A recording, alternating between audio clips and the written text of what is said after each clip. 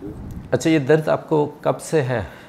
ये मुझे काफ़ी साल से है और काफ़ी पुराना कह लें आप इसको।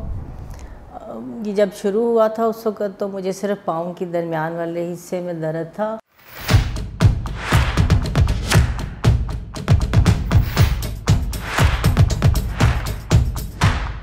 और उस टाइम फिर उन्होंने, मेरे डॉक्टर्स ने मुझे ऑर्थोपेडिक के पास भेजा, उसने स्पेशल सोल्स बना के दिए और उससे मुझे थोड़ा सा बेहतर हो गया था। लेकिन उसके बाद फिर ये हुआ कि मेरी जो हील्स हैं उनमें पेन शुरू हो गया, और हील्स में जब पेन शुरू हुआ तो वो मुझे ऐसे अचानक में दर्द हुआ और मुझे नहीं पता था कि ये क्या है, क्यों मेरे पाँव में दर्द है, और मैं खड़ी नहीं हो पा रही थी। और फिर मैं जब डॉक्टर्स के पास लेके गए मुझे, फिर उन्होंने कहा ये तो हील्स में आपकी कोई नर्व्स हैं जो वो में भी वो थोड़ी सी सिकुड़ गई हैं, उसकी वजह से ये दर्द है, और बहुत उसमें दर्द था। और फिर उन्होंने मुझे इसके बाद मेरे डॉक्टर्स ने कॉर्टिज़ोन के इंजेक्शन लगाए मुझे उसमें दोनों पाँव में, तो उससे मुझे थोड़ा इसका फ़र्क पड़ गया और मैं रिलैक्स हो गई कि मैंने कहा ये ठीक हो गया शायद ना। लेकिन तकरीबन 1 साल के बाद मुझे ये दोबारा से पेन फिर से स्टार्ट हो गया। और पहली दफ़ा जब हुआ था तो पहली दफ़ा मुझे बहुत ही ज़्यादा था कि मैं खड़ी नहीं हो पा रही थी बिल्कुल भी पाँव पे। और उसके बाद जब ये कॉर्टिज़ोन के इंजेक्शन लगे उसके बाद 1 साल बाद हुआ, लेकिन वो उससे पहले से थोड़ा सा कम था, लेकिन मुझे दर्द ऐसे ही था, यानी उन्हीं जगहों पे।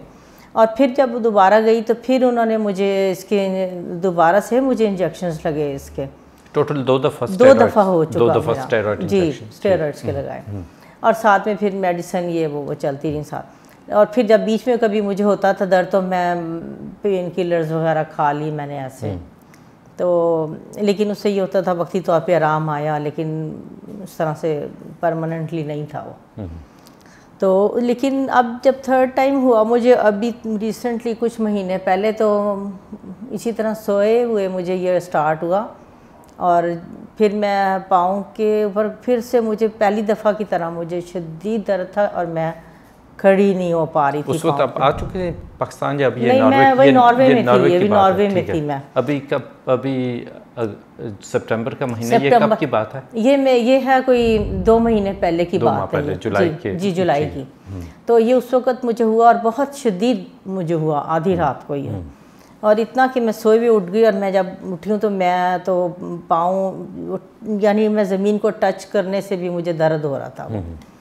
तो मैं बहुत सख्त पेन में थी। फिर वो मुझे लेके गए हॉस्पिटल इमरजेंसी में, फिर उन्होंने मुझे कुछ मेडिसिन्स दी फौरी तौर पे, और अब मुझे नाम तो याद नहीं लेकिन दिए थे, लेकिन उन्होंने फिर मुझे स्टीरॉइड्स की कुछ टेबलेट्स वगैरह दी थी अब तो उन्होंने कहा ये ठीक हो जाएगा, लेकिन फिर भी आप अपने डॉक्टर से कंसर्न कर लें। जी।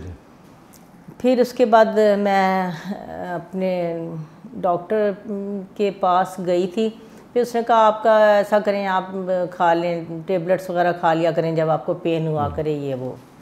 अभी ले रही हैं टैबलेट्स? अभी टेबलेट्स में कोई जैसे पेन किलर्स वगैरह या ब्रूफिन? अब मैं लेती हूँ पाँव की, जो मुझे अंगूठे के पास है दर्द है उसमें, उसके लिए मैं ले रही हूँ अभी भी ना, क्योंकि वो यूरिक एसिड उन्होंने कहा कि आपका हाई है, ब्लड टेस्ट किए थे उसमें पता चला कि, और मेरे उसमें पहले सोजन थी, अब बेहतर है क्योंकि मेडिसिन मैंने खाई थी तो उससे। और पाँव के नीचे भी अभी भी दर्द है। अभी सोल इस्तेमाल कर रही हैं? हाँ जी, मैं अभी भी करती हूँ। अच्छा, वो कर रही हैं हर जूते के साथ? हर जूते के साथ मैं उसमें फिर रख लेती हूँ उसको चेंज। ठीक। तो अब लेकिन वो ये कि वो आप शूज़ के साथ ही आप पहन सकते हैं, आप और चीज़ों के साथ, सैंडल्स वगैरह के साथ तो पहन ही नहीं सकते, और घर में भी आप उसको नहीं यूज़ कर सकते क्योंकि घर में कैसे हो। अभी वॉक कितनी कर सकती हैं? वॉक में तकरीबन मैं जाती थी 1 घंटा तक वॉक, नॉर्मल जैसे हम चलते हैं ऐसे ही कर लेती थी मैं, बल्कि पहले ज़्यादा करती थी, बल्कि 1.5-2 घंटे तक कर ले। लेकिन अब तो मैं चलने से भी गई, क्योंकि अब मैं चल ही नहीं सकती बिल्कुल भी, ज़रा सा चलती हूँ मेरे पाँव में दर्द शुरू हो जाती है और मैं फिर वापस आ जाती हूँ। और घर में भी मैं पाँव मतलब जब मैं बैठ के खड़ी होती हूँ तो मैं पाँव ज़मीन पे पूरी तरह से रख नहीं सकती, मुझे दर्द होता है उसमें भी।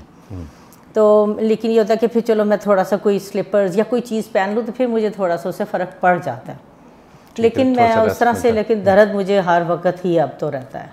अच्छा, इस प्रोसीजर में हम इस तरह करते हैं, आपका खून लेंगे, इसमें एक प्लाज्मा चीज़ होती है उसको अलग करेंगे। अच्छा। और प्लाज्मा में फिर मज़ीद प्लेटलेट्स को कंसंट्रेट करेंगे। ठीक है। अब प्लेटलेट्स में काफ़ी हीलिंग प्रॉपर्टीज़ हैं। अच्छा। ये काफ़ी सारी चीज़ों के लिए हम इस्तेमाल करते हैं, बालों के लिए भी इस्तेमाल करते हैं, स्किन रिजुविनेशन के लिए भी, और काफ़ी सारी घुटनों के दर्द के लिए भी, और जिस तरह आपको प्लांटा फसाइटिस है, हील्स प्रो के लिए भी इस्तेमाल किया जा सकता है। और जो हीलिंग प्रॉपर्टीज़ हैं प्लेटलेट्स की, उनका हम इस्तेमाल करते हैं जी। अच्छा, इसके साथ एक छोटी सी अमाउंट हम डालते हैं लोकल एनेस्थेटिक। अच्छा। तो आपको इमीडिएटली आराम आ जाएगा। शायद कुछ पेशेंट्स को नहीं भी आता है, लेकिन कई दफ़ा ऐसा होता है कि फौरी तौर पे आराम आ जाता है, तो पेशेंट ये समझा कि दर्द तो अब ठीक हो गया, तो फुल एक्टिविटी में चले जाते हैं। और फुल एक्टिविटी नहीं करनी, एक हफ्ते तक आपने बहुत ज़्यादा एहतियात करनी है। ठीक है। हम चूँकि थोड़ी सी अमाउंट स्टेरॉयड की भी डालेंगे। अच्छा। स्टेरॉयड बार बार नहीं इस्तेमाल किए जा सकते, मगर अभी कुछ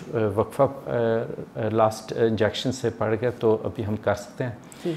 लेकिन एक हफ्ते तक आपने बहुत ज़्यादा एहतियात करनी है। एक एक्टिविटी को बिल्कुल महदूद रखना है, बाहर नहीं जा सकते, अभी बाहर भी नहीं जा सकते। और जो बिल्कुल ज़रूरी काम है घर के अंदर, जो आपका ज़रूरी एक्टिविटी है, वो तो ठीक है। आप बेड से आप लाउंज पे चले गए, लाउंज से डाइनिंग टेबल पे, इस तरह जो डेली एक्टिविटी है, दैट्स फाइन। उसके अलावा एक्स्ट्रा एक्टिविटीज़ से आप बिल्कुल परहेज़ करें। तो एक हफ्ते के बाद आप आहिस्ता आहिस्ता इस पर वज़न डाल सकती हैं। और मुझे उम्मीद है अभी तक जो हमारी फ़ीडबैक है वो तो बहुत ही अच्छी है। अच्छा। अब ज़रूरी नहीं है कि बेशक फ़ीडबैक हमारी बहुत अच्छी है, क्या हर पेशेंट पे एग्जैक्टली वही रिज़ल्ट्स आएँ, लेकिन मुझे उम्मीद है अगर आप इवन एवरेज भी रिज़ल्ट्स आते हैं तो फिर इंशाल्लाह आपको आराम इंशाल्लाह आएगा। तो आइए फिर इंशाल्लाह आपका ब्लड टेस्ट लेते हैं, PRP करते हैं, और फिर इंशाल्लाह देखते हैं बाकी उधर बात होगी। तो मिसेस सबीना आई हैं नॉर्वे से, इनको कुछ साल हो गए दर्द हुए, और वहाँ से भी ट्रीटमेंट लेती रही हैं। कुछ स्टेरॉयड के इंजेक्शन्स लगे हैं 2 मरतबा। इसके अलावा एंटी इन्फ्लेमेटरी ड्रग्स, जिस पाकिस्तान में वोरेन, वोल्ट्राल है, डिक्लोफेनाक है, इबुप्रोफेन है, नाप्रोक्सिन है, इस किस्म की दवाइयाँ उन्होंने इस्तेमाल की हैं नॉर्वे में, और कुछ आराम आता रहा है इन ट्रीटमेंट से। लेकिन जिस तरह एक मुस्तकिल आराम है वो उन्हें नहीं आया। तो अभी जो हम ट्रीटमेंट करने जा रहे हैं वो है PRP ट्रीटमेंट। उसके साथ हम थोड़ा सा लोकल एनेस्थेटिक भी इस्तेमाल करते हैं, और इसके साथ साथ हम एक थोड़ी सी अमाउंट स्टेरॉयड की भी डालते हैं। तकरीबन एक हफ्ते तक ये एहतियात है कि फुल एक्टिविटी में नहीं रहना, बल्कि मिनिमाइज़ करने अपनी एक्टिविटीज़ को, और एक हफ्ते के बाद फिर एक्टिविटी और मोबिलिटी जो है ना नॉर्मल रिज्यूम कर सकती हैं, और बेशक वॉक वगैरह पे भी जाएँ। तो आइए फिर अभी इनकी ट्रीटमेंट हम देखते हैं। आज मैं आपको और अपने ट्रेनी को सिखाऊंगा कि प्लांटा फसाइटिस की ट्रीटमेंट PRP इंजेक्शन के साथ कैसे की जाती है। तो अभी हमने PRP के लिए ब्लड ले लिया, और इस वक्त हम डिसइंफेक्शन करेंगे ताकि इन्फेक्शन का अमकान जो है बिल्कुल मिनिमाइज़ किया जाए। और डिसइंफेक्शन के बाद फिर इंशाल्लाह जो एक्चुअल ट्रीटमेंट है PRP with steroid and local anaesthetic, वो फिर इंशाल्लाह करेंगे। अच्छा, ये हमारा PRP तैयार हो गया। ये वाला जो है ये PRP है, प्लेटलेट रिच प्लाज्मा, और ये जो है ये प्लेटलेट पोर प्लाज्मा है। इसको हम फेंक देंगे, इससे हमें इस्तेमाल नहीं करना।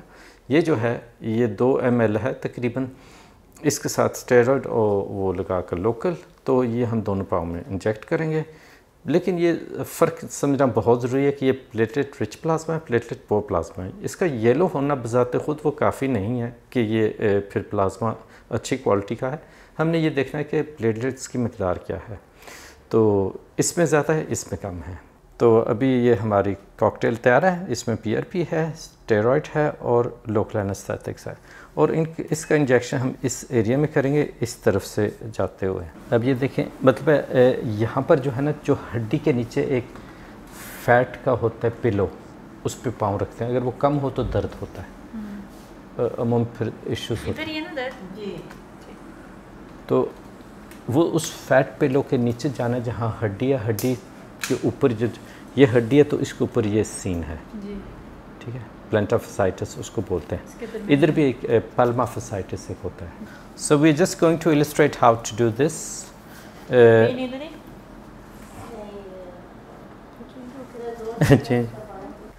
इधर है, इधर दर्द है, हो रहा है, इधर इधर हो रहा है दर्द, इधर हाँ, अभी आपको शायद दर्द होगा और अभी नहीं इंजेक्ट करना। एक तो ये कि एस्पिरेशन करनी है और बिल्कुल आहिस्तगी से, चूँकि जगह इधर बहुत तंग है, थोड़ा थोड़ा करना है और थोड़ा सा अंदर जाएं। अभी är det ont nu? Är det lika ont?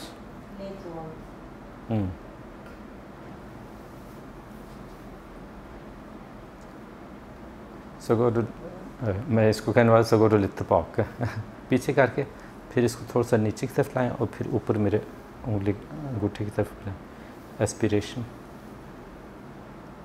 अभी दर्द का क्या हाल है? बेहतर है। पीछे करके फिर इधर मेरे बस पीछे करके और पीछे करें ताकि इधर। वीडियो बन रही? पेन हो रहा है दर्द? बेहतर है। हाँ, लेकिन फिर भी जल्दी नहीं करना, वो इसलिए नहीं हो रहा कि जल्दी नहीं कर रहे। थोड़ा सा पीछे करें, थोड़ा सा और ऊपर की तरफ करें, यानी ऊपर से मुराद ये है कि इस तरह।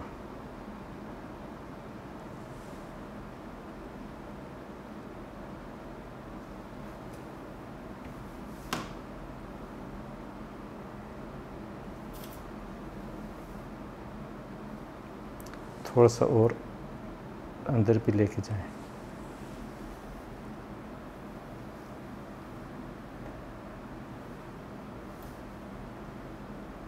अभी दर्द हो रहा है? अभी थोड़ा सा पीछे करके फिर इधर डीप।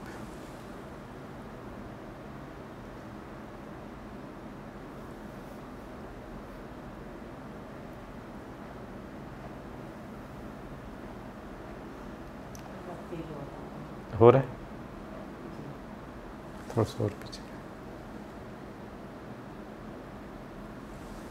पीछे।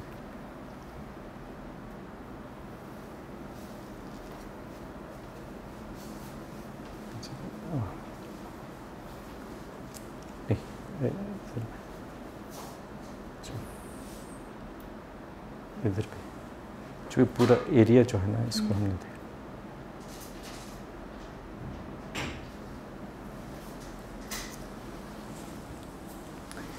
चलें बस।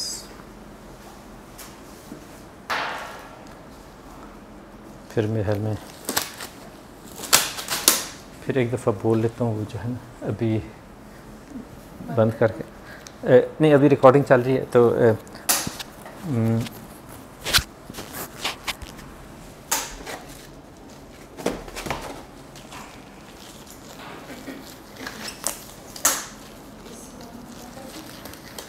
और चलो नहीं अब तो हाँ, अभी हमने इंजेक्शन कर दिया इस एरिया में, इधर से हम अंदर गए और इस एरिया में हमने इंजेक्ट किया। सो अब हमने PRP इंजेक्शंस कर दिए, दोनों पाँव में कर दिया और तकरीबन 1 हफ़्ते तक कुछ एहतियात होगी कि मिनिमम मोबिलाइजेशन होगी, मिनिमम एक्टिविटी होगी और 1 हफ़्ते के बाद आहिस्ता आहिस्ता एक्टिविटी बढ़ाई जा सकती है। तो मुझे उम्मीद है इंशाल्लाह इवन अगर एवरेज रिज़ल्ट्स हुए तो बहुत अच्छे इंशाल्लाह रिज़ल्ट्स होंगे। तो ओवरऑल हमारा तजुर्बा PRP के साथ बहुत अच्छा है। तो PRP हम सिर्फ ये पाँव के दर्द के लिए नहीं, घुटने के दर्द के लिए भी इस्तेमाल होता है। ऑस्टियोआर्थराइटिस जिससे हम बोलते हैं उसमें भी इस्तेमाल होता है। स्किन रिजुविनेशन, अगर पिगमेंट इश्यूज़ हैं, एक्ने इश्यूज़ हैं तो भी PRP इस्तेमाल की जाती है। इसी तरह ही अगर हेयर लॉस है PRP इस्तेमाल करते हैं। सेक्सुअल प्रॉब्लम्स हो, इम्पोर्टेंस हो, ना मर्दगी हो, उसकी सूरत में भी हम PRP इस्तेमाल कर सकते हैं। इसी तरह अगर गर्थ इनलार्जमेंट चाहिए और इवन फीमेल्स के लिए भी सेक्सुअल प्रॉब्लम्स के लिए भी इस्तेमाल की जा सकती है। तो पाँव के दर्द के लिए भी काफ़ी ये इफ़ेक्टिव है अगर प्रॉपर पेशेंट सिलेक्शन हो, यानी कि हर किसी पेशेंट पे आप PRP नहीं इस्तेमाल कर सकते। जिन जो पेशेंट सूटेबल हैं उनके रिज़ल्ट्स अल्हम्दुलिल्लाह काफ़ी ठीक आते हैं। जो PRP है उसकी काफ़ी वाइड एप्लीकेशन है। इसी तरह हम स्टेम सेल थेरेपी करते हैं और उसकी भी काफ़ी वाइड एप्लीकेशन है। ये नहीं कि सिर्फ हम एक मौक़िफ़ से हम इस्तेमाल करते हैं, एक मकसद के लिए नहीं सिर्फ इस्तेमाल करते बल्कि इसकी काफ़ी सारी एप्लीकेशंस हैं। स्टेम सेल थेरेपी और PRP एक नहीं है, दो मुख्तलिफ ट्रीटमेंट्स हैं, मगर इनकी एप्लीकेशन बहुत वाइड है। तो इंशाल्लाह जैसे इनका रिज़ल्ट आएगा तो आपको अपडेट करेंगे। शुक्रिया। Keep in mind that we do offer online consultations, so do let us know if you can help. Do subscribe to our channel, click the notification bell so that you're updated with our newest videos, and do share this video with your friends and family.